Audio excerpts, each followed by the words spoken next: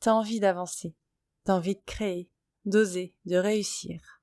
Mais à chaque fois que tu t'apprêtes à te lancer, à faire un pas vers ce que tu souhaites, vers ton objectif, il y a cette peur qui t'attrape.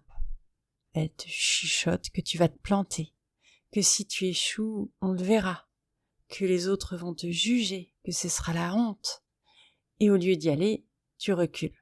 Tu perfectionnes, tu réfléchis, tu procrastines. Pourquoi ?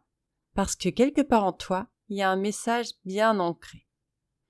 Échouer égale se faire humilier. Se montrer égale prendre des coups. Réussir égale risquer d'être rejeté. Et si t'as grandi dans un environnement où on n'avait pas droit à l'erreur, où à chaque faux pas, chaque erreur, tu te prenais une critique, si t'as appris que si tu rates, t'es nul, alors aujourd'hui, ton cerveau fait son boulot. Il essaye de te protéger. Il t'empêche de revivre ça. Sauf que, il t'empêche aussi de vivre tout court. Alors, on va changer de méthode. On va arrêter de se battre contre la peur et on va apprendre à la hacker.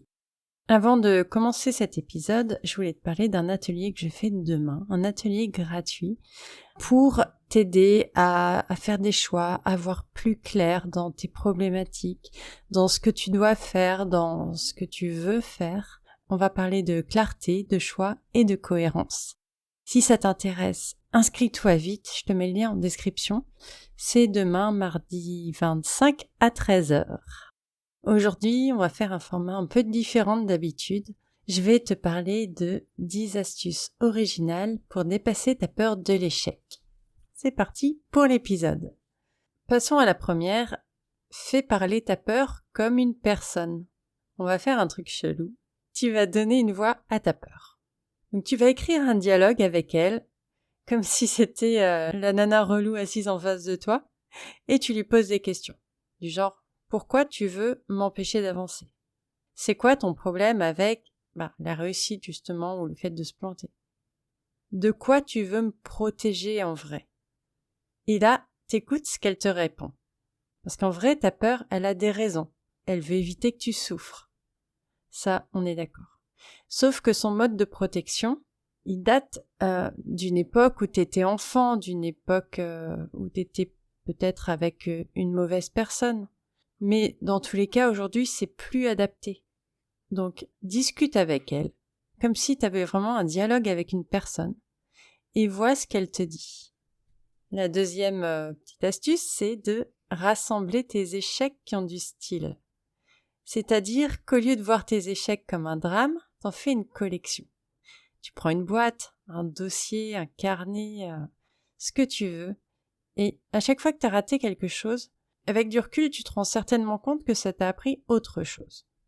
Alors, cet échec, que ce soit un message que t'as osé envoyer qui n'a pas eu de réponse, par exemple, une vidéo que t'as faite qui n'a pas marché, quelque chose que t'as essayé et qui a foiré, tu le mets dans ton dossier et tu notes et t'ajoutes une légende.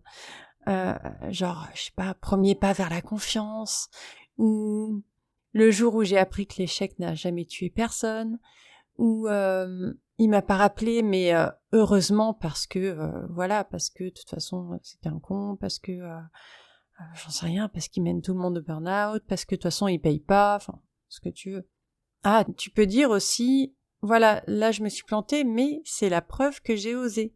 Et tu vois un peu l'idée, parce que à force de voir l'échec comme une étape normale, voire de le tourner en dérision, ou de te dire que tu l'as fait, que t'as osé, que t'en as tiré quelque chose, tu vas arrêter de le vivre comme quelque chose de dramatique, de catastrophique, à éviter, quoi. Troisième idée, qui rejoint un peu la première, mais en nuance, c'est de prendre un café avec ta peur. Pareil, t'imagines que c'est une personne, tu la rencontres dans un café, et elle est là, elle t'explique pourquoi elle veut pas que tu y ailles, pourquoi elle t'empêche d'agir. Donc elle va te dire, je veux éviter que tu te ridiculises, je veux éviter que tu souffres, si tu réussis trop bien, tu vas être seule. Tu dis ok, tu l'écoutes, tout ce qu'elle a à dire, et puis tu lui réponds. Ok, je comprends, mais maintenant je suis capable de gérer. Ou, ouais, mais je préfère me planter que de rester coincé là. Ou, je sais pas, ok, merci, t'as fait ton boulot, mais je décide d'avancer quand même. Et t'imagines que tu repars et que tu la laisses là. C'est un exercice qui peut peut-être te paraître bizarre, mais qui va créer une séparation mentale entre toi et ta peur. Point 4. Accepte que ta peur sera toujours là et que c'est ok. Si tu crois que les gens qui réussissent n'ont pas peur, c'est faux. La seule différence, c'est qu'ils ne laissent pas la peur décider de leurs actes. Ils n'attendent pas de ne plus avoir peur avant d'agir. En 5, déconstruis ta peur de la réussite. Énormément de femmes ne bloquent pas sur l'échec, mais sur ce que la réussite implique. Parce que si tu réussis, ça veut dire quoi? Ça veut dire que tu vas devoir assumer, que tu seras plus visible, que tu vas être en proie aux critiques, que ceux qui t'ont toujours connue petite, entre gros guillemets, vont se sentir menacés. Ça veut dire qu'il va y avoir du changement dans ta vie, des ajustements à faire. Enfin, voilà, énormément de choses qui fait que ça peut être flippant. Mais réussir, c'est aussi plus d'indépendance, plus de liberté, plus d'opportunités.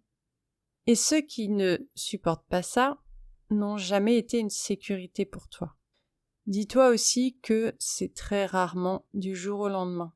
Donc pour tout ce qui est pratique, entre guillemets, tu auras bien le temps de t'organiser au fur et à mesure. Point 6, ça va vite aujourd'hui. Change ton rapport aux autres. T'as peur de ce qu'on va te dire. Ok.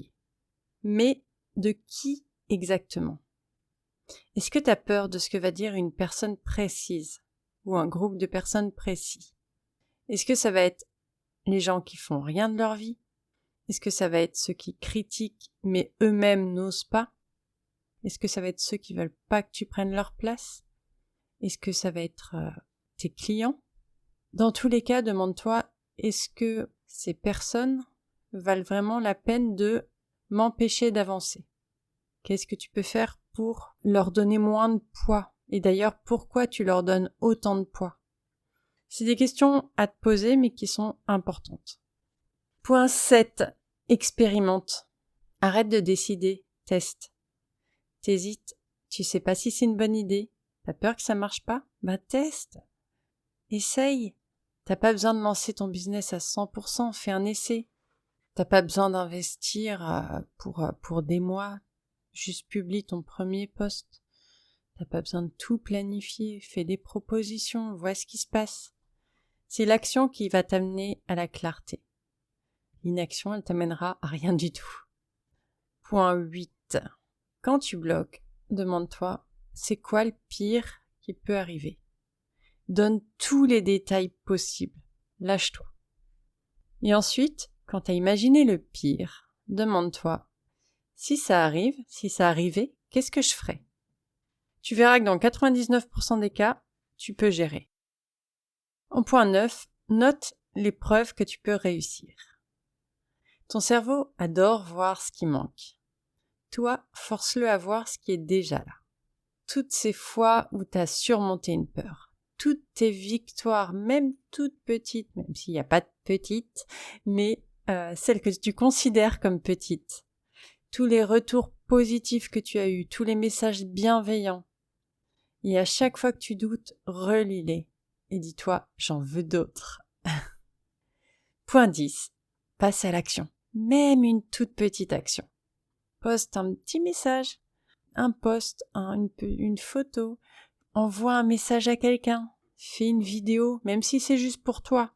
Tu peux t'entraîner à faire des vidéos de ton côté sans les envoyer.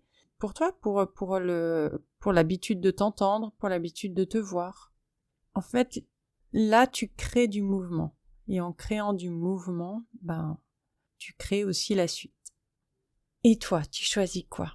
Tu choisis d'attendre que la peur disparaisse ou tu décides que c'est maintenant? Parce que le seul échec, c'est si tu n'essayes pas. Alors, je ne sais pas si quelle idée tu vas mettre en pratique. J'espère que ces idées t'ont plu, t'ont donné d'autres idées peut-être. Si tu testes, surtout dis-le moi. Quand on enregistre un podcast, on ne sait pas qui nous écoute, on ne sait pas si ça plaît. Donc c'est vrai que c'est super sympa quand on peut avoir un petit retour, quand on peut nous dire oui, ça m'a aidé, ça fait du bien et ça donne envie de continuer. Voilà. J'ai hâte que tu me dises ce que tu as testé, ce que ça a donné. Je te dis à la semaine prochaine et je t'embrasse.